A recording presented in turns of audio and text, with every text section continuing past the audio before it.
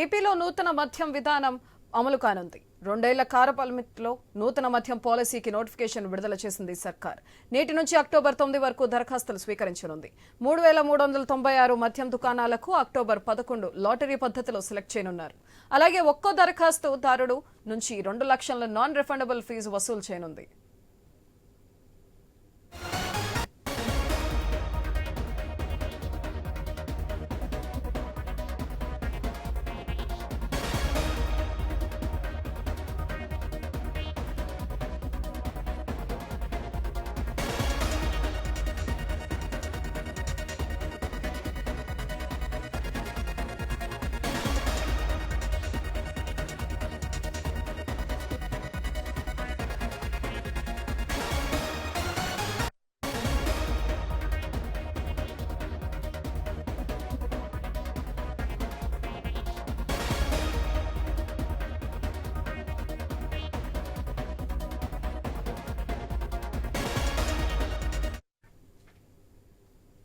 ఏపీలో నూతన మద్యం విధానం అమలు కానుంది. 2 ఏళ్ల కాల పరిమితిలో నూతన మద్యం పాలసీకి నోటిఫికేషన్ విడుదల చేసింది సర్కార్. నేటి నుంచి అక్టోబర్ 9 వరకు దరఖాస్తులు స్వీకరించనుంది. 3396 మద్యం దుకాణాలకు అక్టోబర్ 11 లాటరీ పద్ధతిలో సెలెక్ట్ చేయనున్నారు. అలాగే ఒక్కో దరఖాస్తుదారుడి నుంచి 2 లక్షల నాన్ రిఫండబుల్ ఫీజు వసూలు చేయనుంది. దీనిపై మరింత సమాచారం మా ప్రతినిధి హరీష్ లైవ్ ద్వారా అందిస్తారు. హరీష్,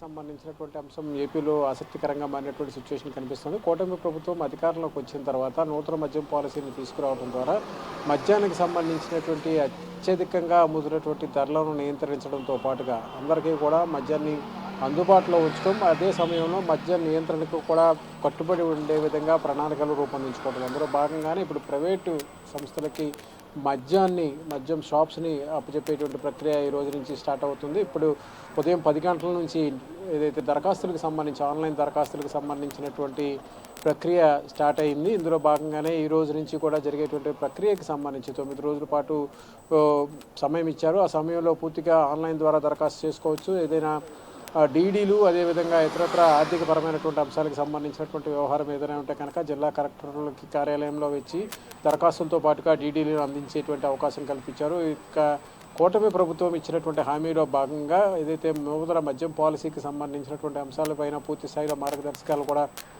పేర్కొన్నటువంటి సిచ్యువేషన్ కనిపిస్తుంది. ఇందులో భాగంగానే ప్రతి దరఖాస్తు ఒక వ్యక్తి ఎన్ని దరఖాస్తులైనా చేసుకోవచ్చు. ఒక్కో దరఖాస్తుకి 2 లక్షల రూపాయల పూచీకత్తుని సమర్పించాల్సినటువంటి సిచ్యువేషన్ ఉంటుంది. ఇక జనాభా ప్రాతిపదికన దుకాణాలకు సంబంధించినటువంటి కేటాయింపులు జరిగేటువంటి అవకాశం కనిపిస్తుంది. అందులో భాగంగానే 50 లక్షల లోపు జనాభా ఉన్నటువంటి ప్రాంతాలకు పెద్ద ఎత్తున రుసుమును కూడా వసూలు చేసేటువంటి సిచ్యువేషన్ కనిపిస్తుంది. సో ఈ మొత్తం ఎపిసోడ్ చూసుకుంటే కనుక కూటమి సర్కారు అధికారంలోకి వచ్చిన తర్వాత నూతన మద్యం పాలసీకి సంబంధించినటువంటి అంశాలు, అదేవిధంగా రాబోయేటువంటి 2 సంవత్సరాల కాల పరిమితికి గాను ఈ నూతన మద్యం పాలసీని ప్రభుత్వం ఖరారు చేసింది. ఈ రోజు నుంచి జరిగేటువంటి ప్రక్రియకి సంబంధించినటువంటి అంశాలపైన యంత్రాంగం అంతా కూడా ఫోకస్ పెట్టింది. ఈ వ్యవహారాలపైన ప్రభుత్వం ప్రత్యేకమైనటువంటి కాన్సంట్రేషన్ కూడా చేసినటువంటి నేపథ్యంలో ఈ రోజు నుంచి పూర్తి స్థాయిలో మద్యం పాలసీకి సంబంధించినటువంటి అమలు స్టార్ట్ కాబోతోంది.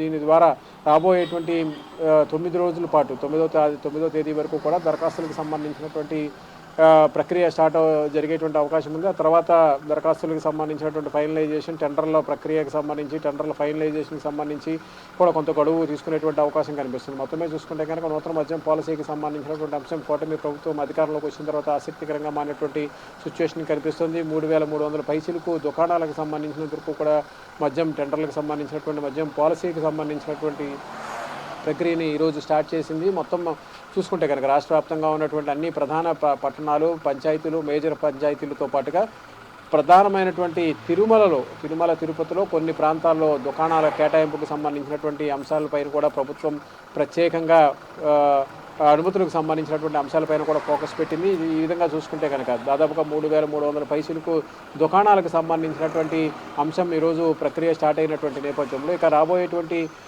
రోజుల్లో మద్యం అమ్మకాలకు సంబంధించి మద్యం పాలసీకి సంబంధించినటువంటి అంశాలపైన కూడా ప్రభుత్వం ప్రత్యేకమైనటువంటి దృష్టి సారించింది. గతంలో కూటమి ప్రభుత్వం అధికారంలోకి వచ్చిన తర్వాత ఇచ్చేటువంటి మద్యం పాలసీలకు సంబంధించినటువంటి అంశాలపైన కూడా పూర్తి స్థాయిలో డిస్కషన్ జరిగింది.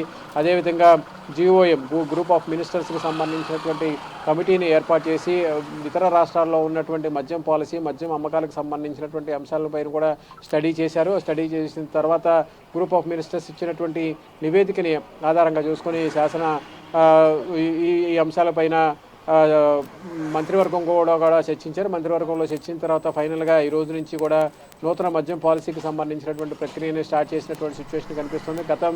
గత వైఎస్ఆర్ కాంగ్రెస్ పార్టీ ప్రభుత్వ హయాంలో ఉన్నటువంటి ధరలు పెద్ద ఎత్తున పెరిగిన ధరలకు సంబంధించినటువంటి అంశాలను కూడా ప్రభుత్వం పరిగణలో తీసుకుంది. అందులో భాగంగానే కేవలం చీప్గా 99 రూపీస్ అంటే 99 రూపాయలకు మాత్రమే క్వార్టర్ ఇచ్చే విధంగా ప్రభుత్వం మార్గదర్శకాలను కూడా సిద్ధం చేసింది. అందులో భాగంగానే ఇప్పుడు మద్యంకి సంబంధించినటువంటి పాలసీకి సంబంధించినటువంటి అంశాలపైన ఈరోజు నుంచి టెండర్లకు సంబంధించి దరఖాస్తులకు సంబంధించినటువంటి ప్రక్రియ స్టార్ట్ అయినటువంటి నేపథ్యంలో రాబోయేటువంటి 15 రోజుల పాటు ఈ ప్రక్రియకి సంబంధించినటువంటి కార్యకలాపాలు జరుగుతాయి. ఆ తర్వాత దుకాణాలకు సంబంధించినటువంటి కేటాయింపులు, ప్రైవేట్ వ్యక్తులు దుకాణాలకు కేటాయించడం, స్టాక్ని సరఫరా చేసి అమ్మకాలు చేసేటువంటి సిచ్యువేషన్, వ్యాపార లావాదేవీలు జరిగేటువంటి సిచ్యువేషన్కి సంబంధించినటువంటి అంశాలపైన ప్రభుత్వం ఫోకస్ పెట్టింది. ఇంకోవైపు చూసుకుంటే కనుక గత ప్రభుత్వంలో ఏదైతే పెద్ద ఎత్తున అమ్మకాలు జరిగాయో, పెద్ద ఎత్తున ధరలకు సంబంధించినటువంటి అమ్మకాలు జరిగాయో, పూర్తిగా ప్రభుత్వ దుకాణాలను పెట్టి అక్కడ డిజిటల్ పేమెంట్స్ కూడా లేకుండా జరిగినటువంటి అక్రమాలకు సంబంధించి అటువంటి అంశాలన్నింటినీ కూడా కూటమి ప్రభుత్వం అధికారంలోకి వచ్చిన తర్వాత ఇప్పుడు జారీ చేసినటువంటి నోటిఫికేషన్ వాటన్నీ కూడా పక్కన పెట్టారు. మొత్తం మీద ఈ రోజు నుంచి జారీ అవుతున్నటువంటి నోటిఫికేషన్కి సంబంధించినటువంటి ప్రక్రియలో